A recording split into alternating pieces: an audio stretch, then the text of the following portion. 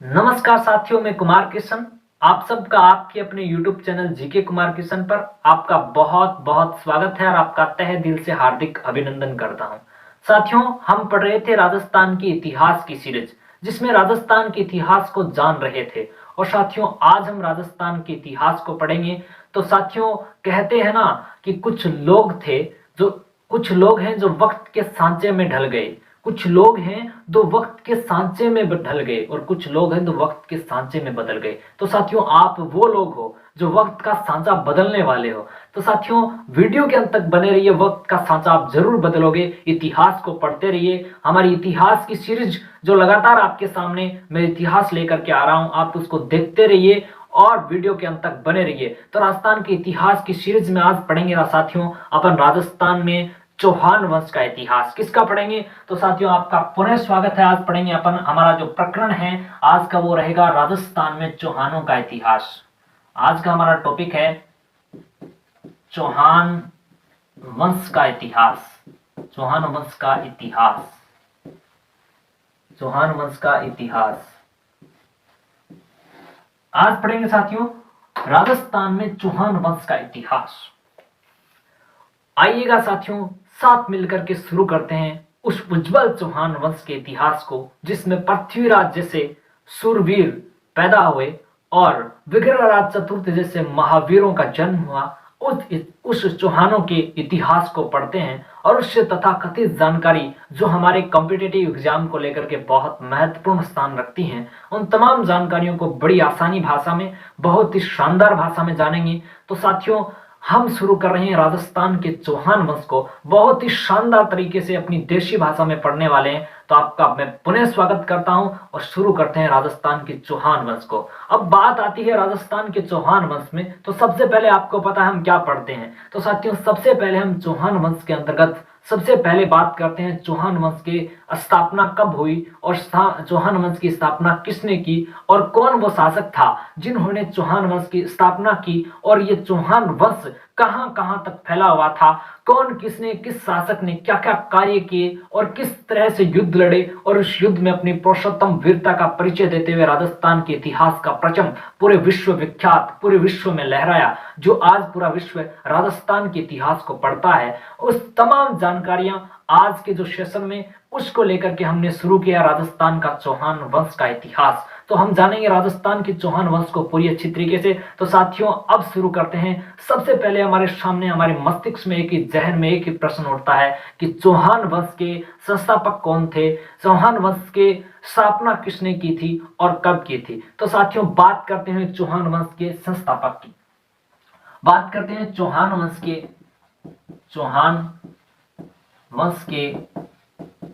चौहान वंश की स्थापना। सबसे पहले मैं बात कर रहा हूं साथियों चौहान वंश की स्थापना की। चौहान वंश की स्थापना किसने की थी? साथियों, चौहान वंश की स्थापना की थी 551 ईस्वी में। 551 ईस्वी में 551 ईस्वी में की थी साथियों। और किसने की थी? वो की थी साथियों वासुदेव चहमान ने। वासुदेव चहमान ने साथियों चौहान वंश की स्थापना 551 ईस्वी के अंदर की थी। अब साथियों, वासुदेव चौहान है, इसी वासुदेव चौहान को चौहान वंश का क्या माना जाता है? आदि पुरुष के नाम से भी जाना जाता है। आदि पुरुष या पितृपुरुष के नाम से भी जाना जाता है। पितृपुरुष के नाम से। चौहानों का आदि पुरुष कौन है, चौहानों का पितृ पुरुष कौन है? तो साथियों, वासुदेव चहमान है, वो चौहानों के आदि पुरुष है, चौहानों के पितृ पुरुष है। साथियों, चौहानों के आदि पुरुष वासुदेव चहमान ने का साम्राज्य क्या था, यानी साम्राज्य की बात कर रहे हैं। का साम्राज्य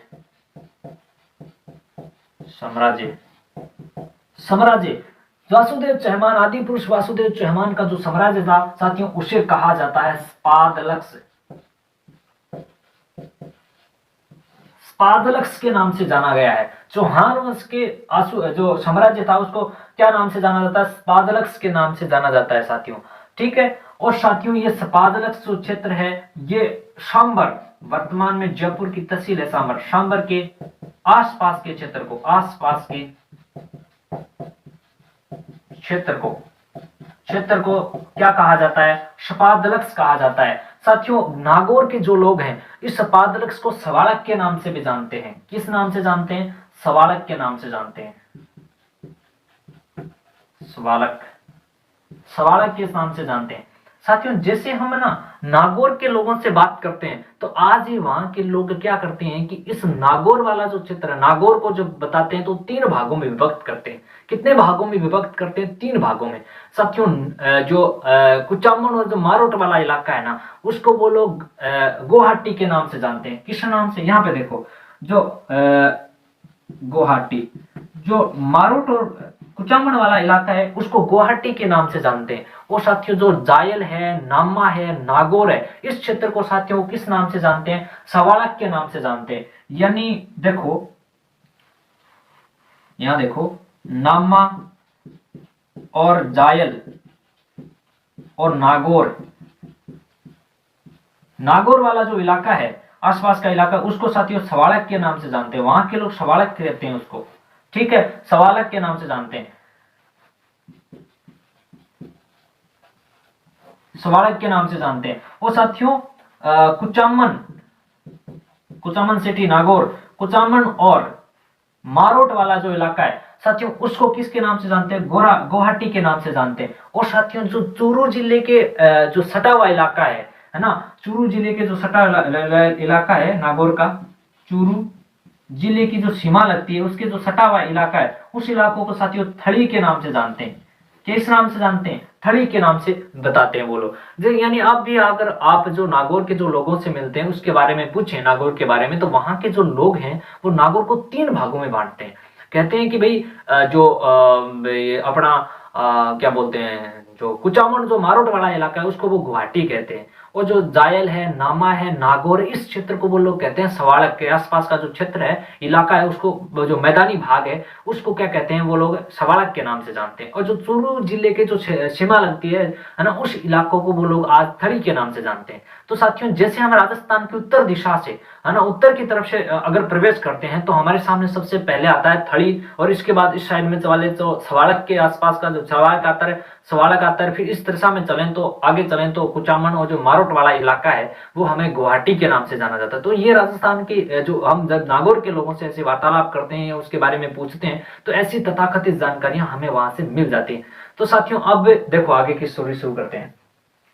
अब साथियों, ये सांबर के आसपास के क्षेत्र को कहा जाता है। अब जो कि आपको पता है कि चौहान वंश की स्थापना है वो 551 ईस्वी में वासुदेव चहमान ने की। यानी आदि पुरुष वासुदेव चहमान ने 551 ईस्वी में चहमान वंश की स्थापना की थी। जो कि साम्राज्य था, उसके साम्राज्य को सपादलक्स के नाम से जाना गया, जो कि सांबर के आसपास के क्षेत्र को कहा जाता था। और साथियों, इस सपादलक्स की जो राजधानी हुआ करती थी, राजधानी बनाई थी साथियों, वो थी अहिचित्रपुर।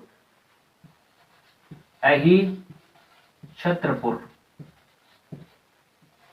अहिछत्रपुर, अहिछत्रपुर साथियों, अहिछत्रपुर साथियों, इसको वर्तमान में नागौर के नाम से जानते हैं। यानी राजस्थान का ये क्या है कि राजस्थान में जो अहिछत्र जो था ना, वो नागौर है साथियों वर्तमान में।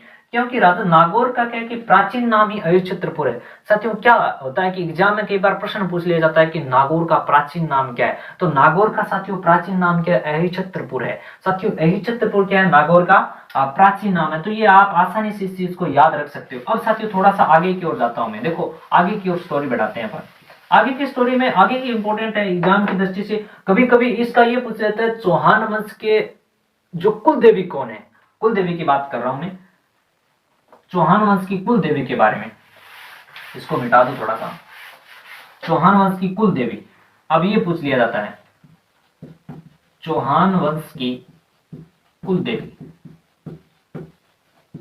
कुल देवी।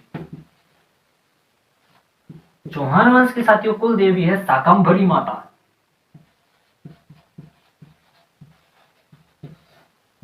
शाकंभरी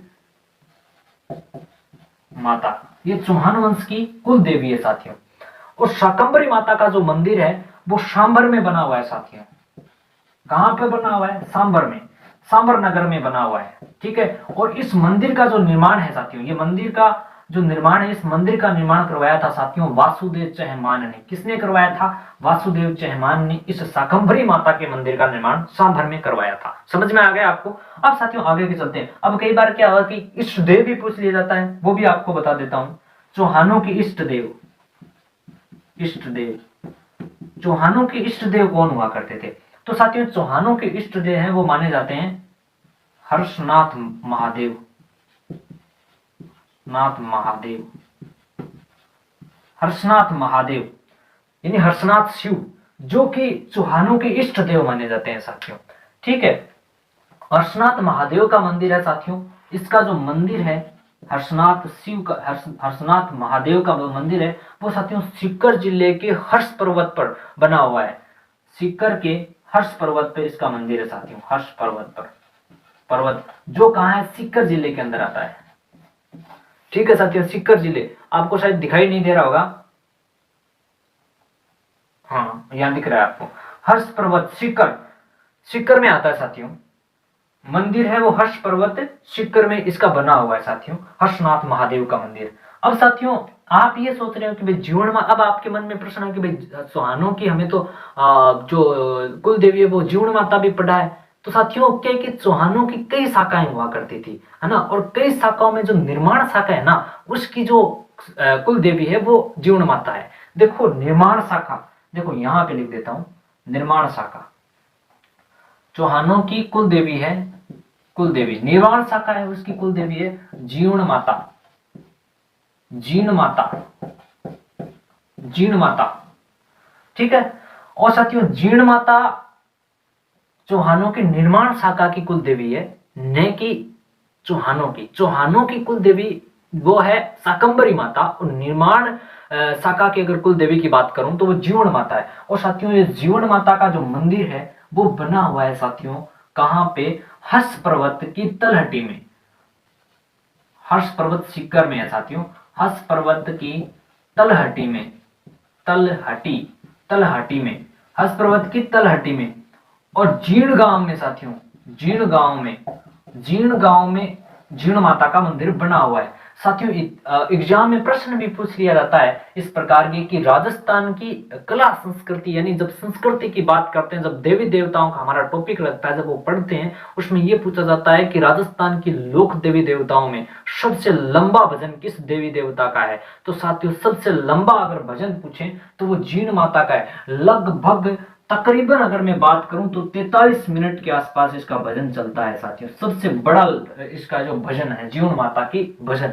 ठीक है, अब साथियों आपको समझ में आया कि वासुदेव चौहान थे, वासुदेव चौहान वंश की स्थापना 551 ईस्वी में की, जो कि वासुदेव चौहान जो कि चौहान वंश के आदि पुरुष या पितृ पुरुष कहलाते हैं। उसने एक साम्राज्य बसा जो स्पादलक्ष के नाम से प्रसिद्ध हुआ, और उसकी जो राजधानी हुआ करती थी वो अहिच्छत्र हुआ करती थी, और जो स्पादलक्ष क्षेत्र था वो सांबर के आसपास के क्षेत्र को कहा जाता था। और साथियों जो चौहानों की कुल देवी है वो शाकंभरी माता है, शाकंभरी माता है, जो कि सांबर नगर में इसका मंदिर है, जिसका निर्माण था वासुदेव चौहान ने इस मंदिर का निर्माण करवाया। और इष्ट देव है इसकी हर्षनाथ मंदिर, और इस मंदिर का मंदिर है जो हर्ष पर्वत शिखर पर, इसका मंदिर का जो निर्माण है साथियों वो भी आपको बता देता हूं। इस मंदिर का निर्माण करवाया था साथियों गुबक चौहान ने, गुबक चौहान ने।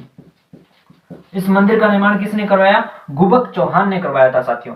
क्योंकि साथियों आप जब देखो ये सीकर में मैं भी यहाँ पे गया था साथियों, जीवन माता के जब गया था, और आप भी कभी मौका मिले तो ऐसा वहां पे इस धार्मिक स्थल पे जाना, बहुत ही शानदार जगह है, बहुत पहाड़ियों के बीच बना एक भव्य और सुरम्य वहां का वातावरण है। आप एक बार घूम के आना वहां पे, और जीवन माता के आप जरूर दर्शन करके आना, बहुत ही शानदार दृश्य वहां पे आपको देखने को मिलेगा।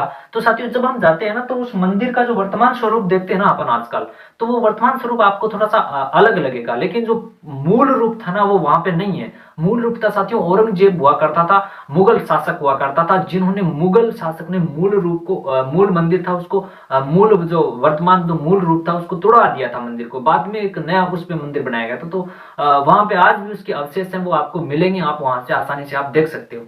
तो साथियों इष्ट देव है इसके हर्षनाथ महादेव, हर्षनाथ शिव है, और इसका मंदिर हर्ष पर्वत शिखर में पहाड़ी पे बना हुआ है। इसके जो इष्ट देव, इसका जो मंदिर का निर्माण है हर्षनाथ का, वो गोवक चौहान ने इसका है जो निर्माण करवाया था साथियों।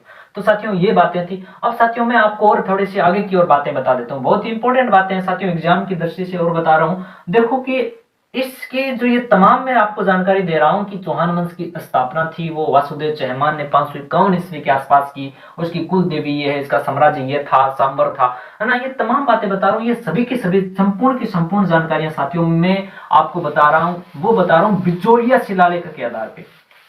किसके आधार पे बता रहा हूँ? बिचौलिया के शिलालेख। ये तमाम जानकारियां कहां से मिलती है साथियों? बिचौलिया। साथियों बिचौलिया किसान आंदोलन सुना होगा आपने। बिचौलिया शिलालेख, शिलालेख साथियों बिचौलिया शिलालेख है ये साथियों कहां पर है? पहले तो हमें आपके दिमाग में ये प्रश्न आ रहा होगा कि भाई ये बिचौलिया शिलालेख है कहां पे, है ना। तो बिचौलिया शिलालेख साथी भीलवाड़ा में है। कहां पे? भीलवाड़ा राजस्थान का जिला है, भीलवाड़ा। गाना आया था साथियों पहले कि जानूड़ी मिलगी रे मन सोनूड़ी मिलगी रे भीलवाड़ा मिलगी रे, है ना। ऐसे भीलवाड़ा में मिलगी रे ऐसा गाना आया था, लेकिन वर्तमान में ऐसा गाना है आजकल तो कोरोना काल चल रहा है साथियों। भीलवाड़ा कोरोना में राजस्थान में, पता है राजस्थान में भीलवाड़ा ही टॉप चला था कोरोना में, और उस पर सबसे पहले पूरे देश का रोल मॉडल बन गया था भीलवाड़ा साथियों। तो साथियों ये बड़ा चर्चा में रहा था अभी पीछे कोरोना काल के अंदर, आपको पता है इस चीज के बारे में। तो भीलवाड़ा है जो यहाँ पे क्या है, बिचौलिया शिलालेख देखने को मिलता है, यानी बिचौलिया शिलालेख है वो यहाँ पे। तो भीलवाड़ा साथियों अब बात करते हैं कि ये जो बिचौलिया शिलालेख इसमें ये पता चलता है, इस बिचौलिया शिलालेख का साथियों अध्ययन किया था डॉक्टर दशरथ शर्मा ने। डॉक्टर दशरथ शर्मा ने, दशरथ शर्मा ने, डॉक्टर दशरथ शर्मा ने इस बिचौलिया शिलालेख का क्या किया था? अध्ययन किया था। और अध्ययन करने के बाद एक बात बताई थी साथियों, वो बहुत इंपॉर्टेंट बात है। उसने ये कहा कि ये जो चौहान वंश है, ये जो चौहान वंश है, इस चौहान वंश को क्या मानते हैं? ये वत्स गोत्र के ब्राह्मण हुआ करते थे। ये बताते हैं, वही पूछते हैं कि चौहान वंश, चौहान कौन थे?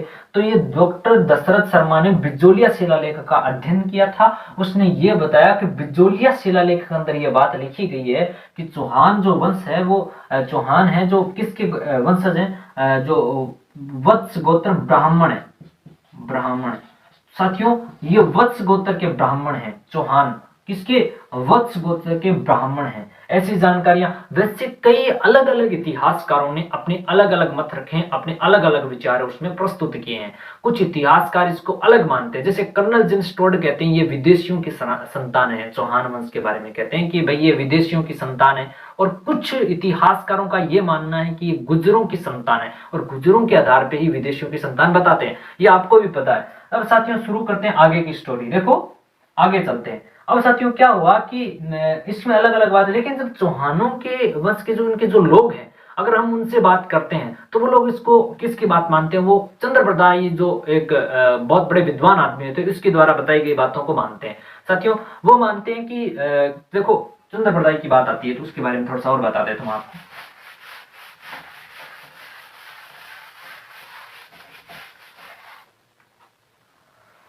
वो किसकी बातें मानते हैं? चंद्रप्रदाय की,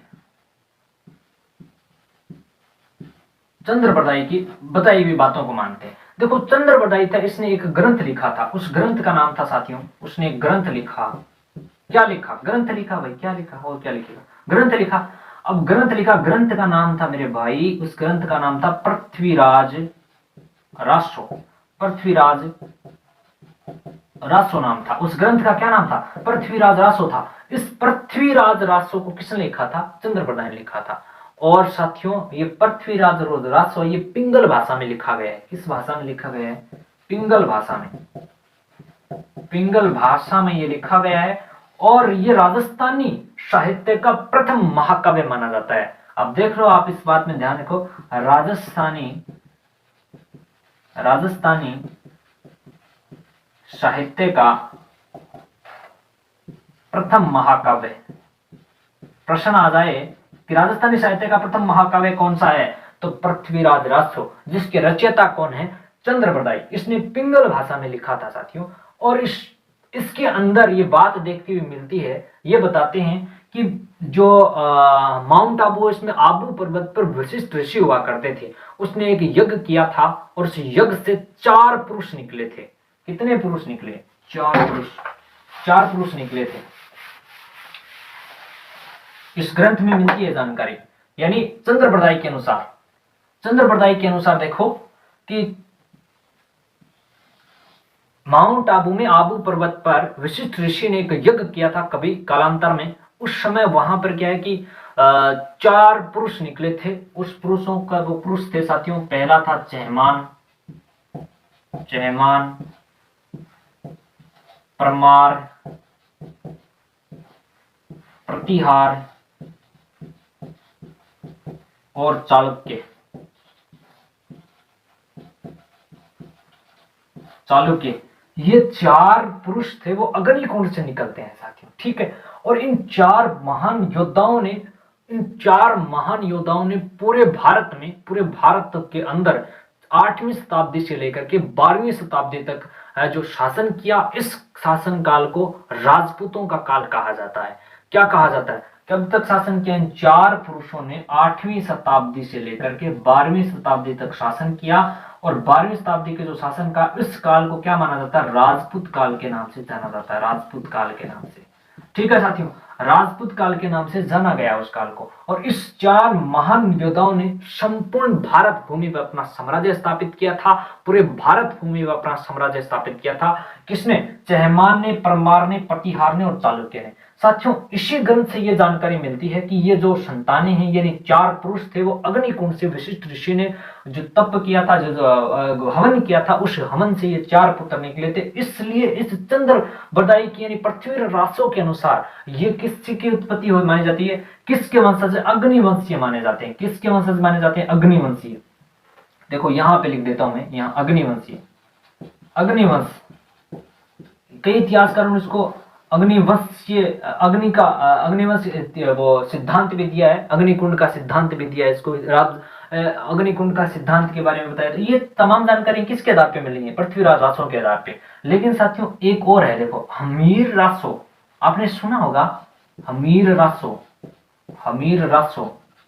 और साथियों इस हमीर रासो के जो रचयिता थे वो सांगरधर थे, सारंगधर, सारंगधर। एक तो ये सारंगधर के द्वारा रचित हमीर रासों में, और बिजोलिया का जो एक मैंने बताया ना आपको, बिजोलिया शिलालेख, बिजोलिया शिलालेख। शिलालेख साथियों, शिला या चट्टान पे लिखा गया जो लेख होता है उसको शिलालेख कहते हैं। शिलालेख आपको पता है, चट्टान या शिला पर जो लिखा जाता जो लेख होता है उसको हम क्या कहते हैं? शिलालेख कहते हैं। तो साथियों बिजोलिया शिलालेख और हमीर रासों के द्वारा एक बात उसमें बताई गई है, उसी के आधार पे ये किसके वंशज हैं? उसके आधार पे चौहान वंश चौहान वंश के जो राजपूत राजा हुआ करते थे वो किसके वंशज है? वो किसके वंशज है? सूर्यवंशी हैं, सूर्यवंशी, सूर्यवंशी माना है। देखो चंद्रबरदाई का पृथ्वीराज रासो है वो तो अग्निवंशीय मानता है, और जो हमीर रासो और सारंगधर के द्वारा रचित ग्रंथ हमीर रासो और बिजोलिया शिलालेख है उसके अंदर सूर्यवंशी है, जो चौहानों को माना गया है। चौहान जो राजपूत थे उसको सूर्यवंशी माना गया। अब कई इतिहासकार उसको चंद्रवंशी भी मानते हैं, भाई मानना है तो भाई मानना, चंद्रवंशी भी मानते हैं, वो अलग अलग है। ये जो तमाम बातें हैं, सूर्यवंशी है, अग्निवंशी है या चंद्रवंशी, ये तमाम जानकारी हम जब राजस्थान के राजपूतों का जब वंश पढ़ेंगे ना, राजपूतों की उत्पत्ति का सिद्धांत पढ़ेंगे, उसमें तमाम जानकारी हम लेंगे।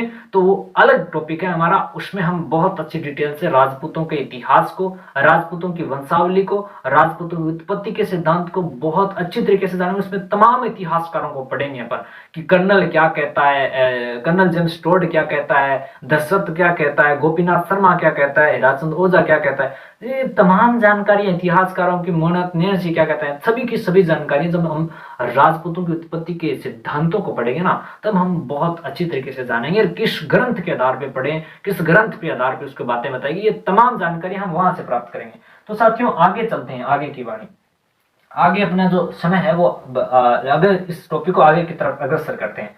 तो साथियों इस बात पे आप ध्यान मत देना, ये हम उत्पत्ति में पढ़ लेंगे। तो आपको इतना ध्यान रखना है कि भाई चौहान वंश के संस्थापक स्थापना वासुदेव चौहान ने 551 ईस्वी में की थी। इसको पादलक्ष नाम से एक साम्राज्य की स्थापना की जो सांबर के आसपास के क्षेत्र को कहा जाता था। और साथियों और इसकी राजधानी है चित्रपुर, जो नागौर वर्तमान में कहलाती है वो कहलाती है। इसकी कुल देवी थी वो थी शाकंभरी माता, और इष्ट देव थे वो थे हर्षनाथ महादेव हुआ करते थे।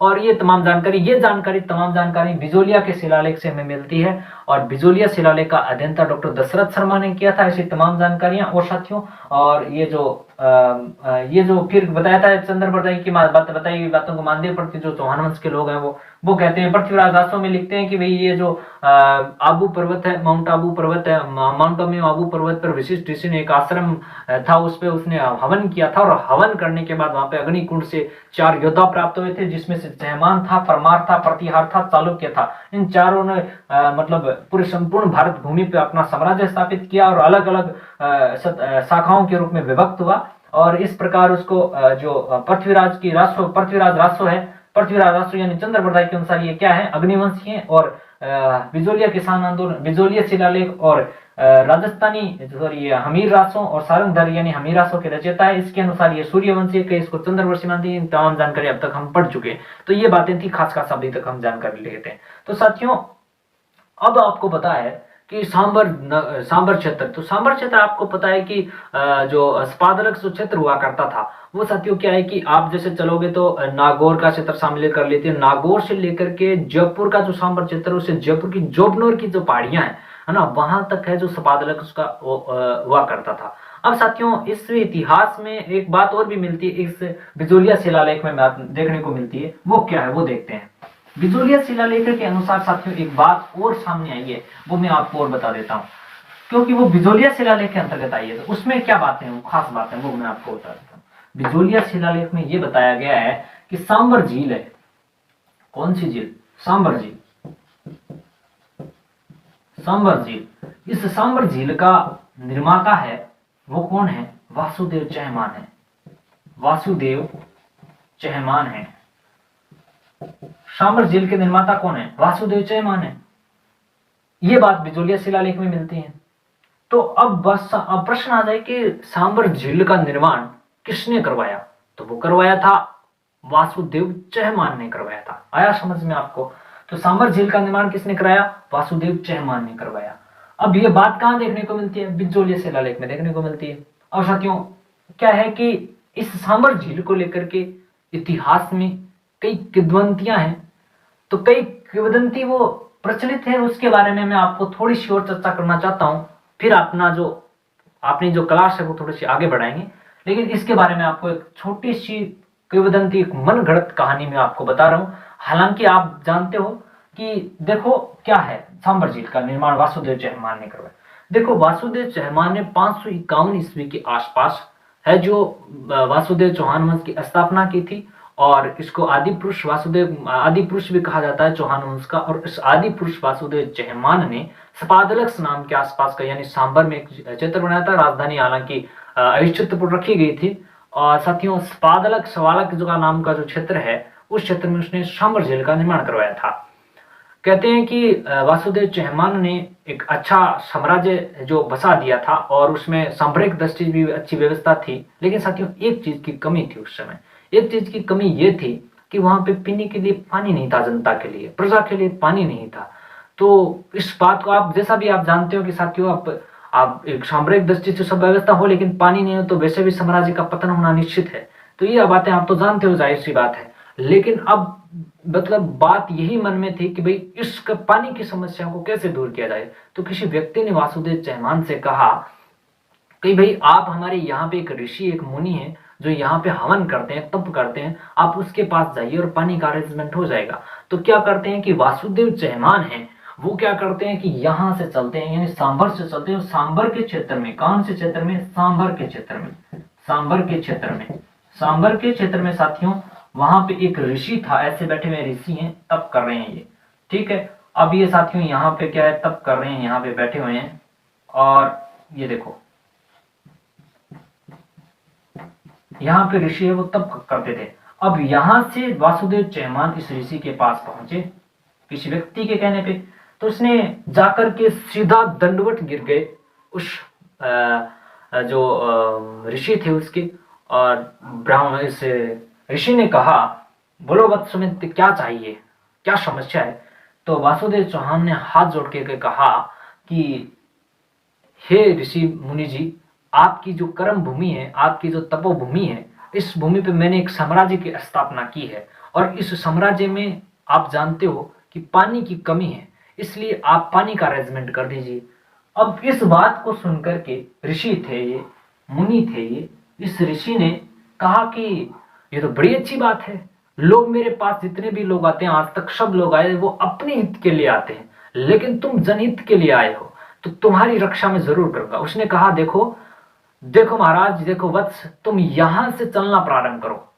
यानी यहां पे खड़े थे, उसने कहा यहां से चलना प्रारंभ करो और जहां तक जाओगे वहां तक पानी ही पानी हो जाएगा। और एक बात का ध्यान रखना। क्या बात बताई उसने, वो गौर से सुनना। उसने ये कहा कि आप जहां तक चलोगे वहां तक पानी पानी हो जाएगा, लेकिन एक बात का ध्यान रखना कि पीछे मुड़कर मत देखना, वरना पानी खारा हो जाएगा। ये बात कही। अब यह बात सुनकर के वासुदेव चहमान थे, बड़े प्रसन्न हुए और प्रसन्न होकर के मन आनंद के साथ बड़े खुश हुए और वहां से चले। तो वासुदेव चहमान यहां से चले। अब जैसे जैसे यहां से चले तो उसके पीछे पानी ही पानी हो रहा था साथियों। अब साथियों पानी पानी हो रहा था। आपको पता है कि जब पानी होता है वहां पे आपको पता है कि लहरों की ध्वनियां वहां पे होती है और लहरों की ठंडी पुरवाइयां वहां पे चलती है, चिड़िया की चहचहाट होती है, पक्षियों की कलरव ध्वनियां होती हैं।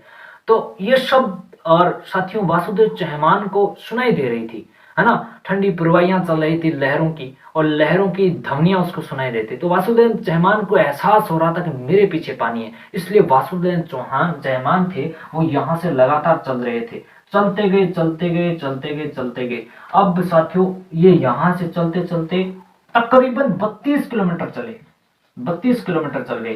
कितना किलोमीटर? अब साथियों ये 32 किलोमीटर वासुदेव चहमान को चले। अब उसको याद आया कि ऋषि ने ये तो बताया कि चलना यहां से, लेकिन ये बताया नहीं कि रुकना कहां पर है। अगर मैं ऐसे ही चलता रहा तो मैं महल में जाऊंगा, तो महल में जाऊंगा तो ये पानी महल में भी हो जाएगा, है ना। तो ये बात उसको जची। फिर उसने कहा, सोचा कि मुझे रुकना वहीं है जहां तक मुझे पानी चाहिए। तो उसने सोचा कि चलो यहां से, मतलब मुझे तक यहां तक पानी चाहिए। वासुदेव चहमान ने सोचा, आदि पुरुष चौहान वंश के वासुदेव चहमान, जिसने सोचा कि मुझे यहाँ पर ही रुक जाना चाहिए। तो वासुदेव चहमान वहां पे रुके और जैसे ही पीछे मुड़े तो देखा 32 किलोमीटर तक साथियों, 32 किलोमीटर तक पानी पानी, अथाह पानी, लहरें ठाटा मारती हुई, बहुत शानदार पानी पानी पड़ा था। सुंदर सुंदर वहां के आसपास की ध्वनियां, कितना सुरमय वातावरण उसको लगा। मन इसे देख करके चहमान, वासुदेव चहमान का प्रसन्न हुआ और बड़े खुश हुए मन ही मन। और साथियों इतने खुश हुए और सोचा कि अब तो ठीक है, साम्राज्य की स्थापना हो गई और शाकंभरी की ये धरती, ये शाकंभरी, अब ये शाकंभरी का ये चौहान साम्राज्य है वो दिनों दिन प्रतिदिन है जो उन्नति के पद पर अग्रसर हो जाएगा। उसने ऐसा सोचा कि अब प्रजा के लिए पानी की सुविधा हो गई। बहुत ही आनंद का उसको महसूस हुआ। अब 32 किलोमीटर साथियों वो चले थे। तो कितने किलोमीटर? 32। अब आपको पता है 32 किलोमीटर चले तो थक भी गए थे और थक करके बैठ गए और मन में प्यास भी लगी थी। और साथियों उस पानी, इतना निर्मल पानी था साथियों, बहुत ही निर्वाह और बिल्कुल अच्छा सुंदर नीला पानी, और उसमें नीली आसमान की छांव नजर आ रही थी। कितना सुंदर वहां का सुमय वातावरण, उसको बड़ा आनंद का अनुभव वासुदेव चहमान को हो रहा था और उसको बड़ा आनंद आया। और उसने साथियों क्या किया कि सोचा कि लगे हाथ इस पानी भी पी लूं, मुझे प्यास भी लगी है। जैसे ही उसने पानी पिया तो उसको पानी खारा लगा। तब उसको याद आया कि मुनि ने क्या कहा था कि तुम यहां से चलो और जब तक तुम्हें पानी चाहिए वहां तक चलते रहो, लेकिन वापस मुड़ के मत देखना। और उसने तो वापस मुड़ के देखनी तो पूरा का पूरा पानी खारा हो गया था साथियों। पूरा का पूरा पानी खारा हो गया था एकदम, है ना। तो ये साथियों अब क्या होता है कि ऐसी इतिहास में किंवदंती है कि सामर झील का निर्माण या सामर झील का जो प्रवर्तक है वो किसको माना जाता है? वासुदेव चहमान को माना जाता है। आदि पुरुष चौहान वंश के पितृ पुरुष वासुदेव चहमान को है जो सांबर झील के प्रवर्तक माना जाता है, वह चौहान वंश का संस्थापक माना जाता है और सांबर नगर का संस्थापक उसे माना जाता है। तो साथियों ये बातें इतिहास में लिखी गई हैं कि भाई इस प्रकार इसका पानी खारा हो गया। यथार्थ क्या है ये तो आप भी जानते हैं और मैं भी जानता हूं, और बहुत सारे लोग बताते भी हैं, और भूगोल वेता भी इस बात को बताते हैं कि राजस्थान में जितने भी खारे पानी की झीलें हैं सब क्यों खारी हैं, क्यों खारी हैं? क्योंकि ये सभी के सभी टेथिस सागर के अवशेष हैं, इसलिए राजस्थान की तमाम झीलें खारी हैं। लेकिन इतिहास में ऐसी किंवदंतियां हैं, ऐसी कहानियां ऐसी प्रचलन में है जिसको बताना भी जरूरी पड़ जाता है। तो साथियों, इसको लेकर के मैंने ये बात आपके सामने रखी, बहुत ही अच्छा ये टॉपिक था। तो साथियों, क्या हुआ कि अब देखो, ये ऐसी किंवदंतियां इतिहास में बहुत सारी हैं, और बहुत सारी इतिहास में इस किंवदंतियों की मान्यता भी है। तो आपको पता लग गया कि वासुदेव चौहान ने इस सामर झील का निर्माण करवाया, और ये एक ब्राह्मण के पास, सॉरी, ऋषि के पास गए, जिनके आशीर्वाद से सामर झील का निर्माण हुआ। और बहुत 32 किलोमीटर में, आपको पता है कि सामर झील कितने किलोमीटर, लगभग तकरीबन 32 किलोमीटर में सामर झील फैली हुई है, ये आप भी जानते हैं। और सामर झील वासुदेव चौहान थे आदि पुरुष चौहानों के, जिन्होंने सपादलक्ष नाम का क्षेत्र बचा था, चित्रपुर राजस्थान, जो कि इसकी राजधानी हुआ करती थी नागौर। और साथियों, ये जो सपादलक्ष जो क्षेत्र था, या सवालक जो नाम का जो क्षेत्र था, ये साथियों नागौर से होते हुए जयपुर के जो जोबनेर की पहाड़ियों तक फैला हुआ था। इतना बड़ा साम्राज्य हुआ करता था। अब साथियों, युगांतर बीत गए, कालांतर के चलते चलते युगांतर बीत गए, कई शताब्दियां बीत गई, कई दशक बीत गए, समय बीतता गया धीरे धीरे, यानी धर्मजला धर्मजला धर्मजला धर्मजला समय बीतता गयो। और साथियों, कई समय में एक ऐसा भी समय राजस्थान के इस इतिहास में, चौहानों का इस वंश में, एक ऐसे ऐसे वीर वीर योद्धा हुए, ऐसे वीर महापुरुष हुए, जिन्होंने अपना एक अलग इतिहास रचा। और साथियों, कहते हैं कि एक ऐसा भी चौहान वंश के अंदर समय आया था, उस समय चौहान वंश को गुर्जर प्रतिहारों के सामंत बनकर भी वो लोग रहे थे। साथियों, इस प्रकार ये जो धीरे धीरे, यानी धर्मजला ये बात बीतती गई, और एक समय ऐसा आयो कि विस्मृत सांबर जो चौहानों की जो अलग अलग शाखाएं हैं, जो कि सपादलक सवालक से निकल के, यानी शाकंभरी से निकल के नाडोल नामक वहां पे आई। और नाडोल से साथियों, ये सिरोही के आसपास भी, जब चौहानों का इतिहास पढ़ते हैं तो ऐसे राजस्थान के अलग अलग विभिन्न स्थानों पे चौहान की शाखाएं स्थापित हो गई। इस प्रकार चौहान वंश है कि कई शाखाएं राजस्थान में देखने को मिलती है। अब साथियों, आज की जो कहानी थी वो यहीं पर खत्म होती है, और नेक्स्ट कहानी में मिलेंगे बहुत आसान, बहुत शानदार भाषा में राजस्थान के चौहान वंश को पढ़ेंगे, बड़ी आनंद के साथ, बड़े ही सुरमय वातावरण के साथ। तो बहुत जरूरी है राजस्थान का इतिहास जानना। ऐसी किंवदंतियों के माध्यम से, ऐसी कहानियों के माध्यम से हम इतिहास को जोड़ते हुए लगातार पढ़ रहे हैं, ये आप भी जानते हैं। तो साथियों, आपसे केवल, आप अपने, कहते हैं ना कि मुझे आपसे बहुत ज्यादा एक्सपेक्टेशन है कि आप लोग मुझे, मेरी आशा को टूटने नहीं देंगे। आप लोग, मैं क्या जानते हैं कि आप सीधा सीधा भाई स्वार्थ का परिचय न देना। आप नीचे जो इस साइड में जो लाल बटन है, उसको आप सब्सक्राइब बटन कहते हैं, उसको भी आप दबा देना, ताकि आपको सदस्यता इस चैनल की प्राप्त हो जाए, और नेक्स्ट वीडियो है जो आपको तुरंत मिले। बेल आइकन भी साथ में दबा लेना, ताकि आपको तुरंत वीडियो अपलोड होते ही आपको पता चले, और आप इस प्रकार की तथाकथित जानकारी इतिहास के बारे में समझ सको और पढ़ सको। तो साथियों, आज की क्लास में आपके दोस्त, आपके सखा, आपके अली, आपके भाई को दीजिए इजाजत, और नेक्स्ट क्लास में मिलते हैं चौहान वंश के शासकों के साथ। चौहान वंश के तमाम शासक पढ़ेंगे। अजय राज हो गया, अर्णोराज हो गया, विग्रह राज चतुर्थ हो गया, पृथ्वीराज, तमाम शासकों के शासन काल में किस किस ने क्या करवाया। तो ये तो था चौहान वंश का निर्माण, चौहान वंश की स्थापना कैसे हुई, चौहान वंश के कुल देवता कौन से हैं, चौहान वंश के इष्ट देव किसे कहा जाता है, और किसने उसका निर्माण करवाया, कहाँ पे इसके उल्लेख मिलते हैं। ये तमाम जानकारी मैं आपको कहाँ से दे रहा हूँ, ऐसी तमाम जानकारियां और भी देता रहूंगा। तो साथियों, आज की क्लास में दीजिए इजाजत। तो नेक्स्ट क्लास में मिलते हैं नई उमंग और नई जोश के साथ और नई जानकारी के साथ।